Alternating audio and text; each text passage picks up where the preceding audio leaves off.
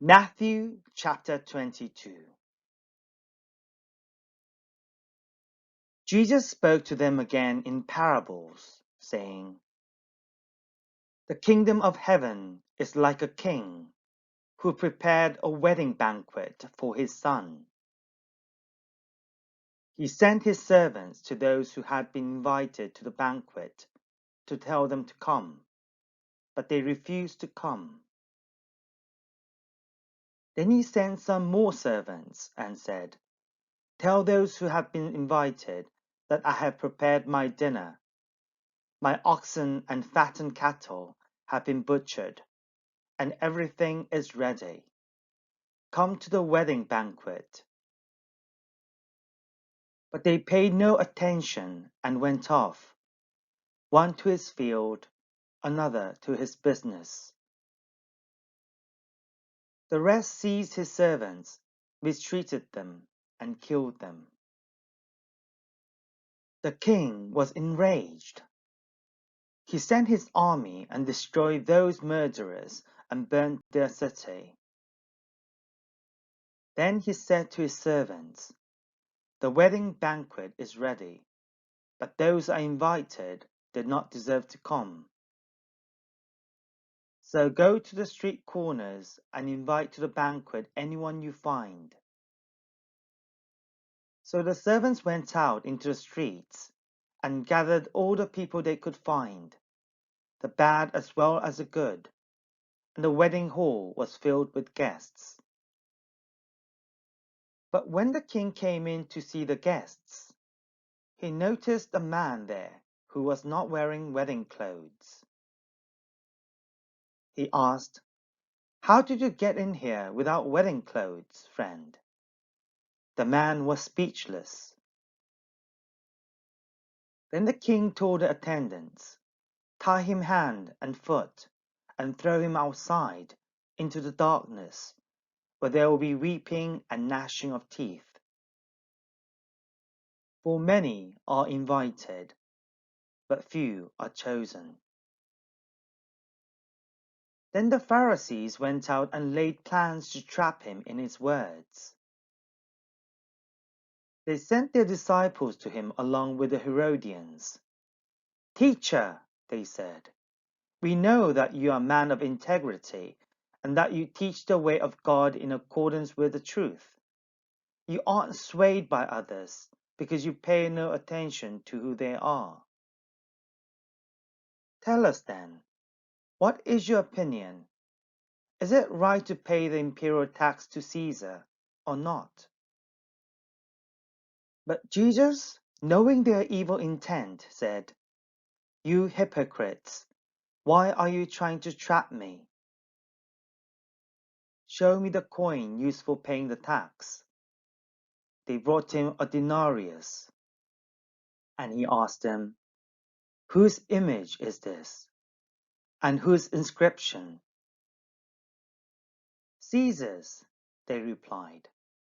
Then he said to them, 'So give back to Caesar what is Caesar's, and to God what is God's.' When they heard this, they were amazed. So they left him and went away. That same day, the Sadducees, who say there is no resurrection, came to him with a question. 'Teacher,' they said, 'Moses told us that if a man dies without having children, his brother must marry the widow and raise up offspring for him. Now, there were 7 brothers among us. The first one married and died. And since he had no children, he left his wife to his brother. The same thing happened to the second and third brother, right on down to the 7th. Finally, the woman died. Now then, at the resurrection, whose wife will she be of the 7, since all of them were married to her?' Jesus replied, 'You are in error, because you do not know the Scriptures or the power of God. At the resurrection, people will neither marry nor be given in marriage. They will be like the angels in heaven. But about the resurrection of the dead, have you not read what God said to you? I am the God of Abraham, the God of Isaac, and the God of Jacob.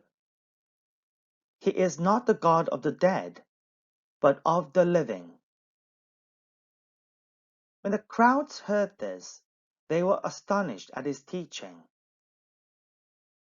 Hearing that Jesus had silenced the Sadducees, the Pharisees got together. One of them, an expert in the law, tested him with this question: Teacher, which is the greatest commandment in the law? Jesus replied, Love the Lord your God with all your heart, and with all your soul, and with all your mind. This is the first and greatest commandment. And the second is like it: love your neighbor as yourself. All the law and the prophets hang on these two commandments. While the Pharisees were gathered together, Jesus asked them, What do you think about the Messiah? Whose son is he? The son of David, they replied. He said to them, How is it then that David, speaking by the Spirit, calls him Lord? For he says, The Lord said to my Lord, Sit at my right hand until I put your enemies under your feet. If then David calls him Lord, how can he be his son? No one could say a word in reply, and from that day on, no one dared to ask him any more questions.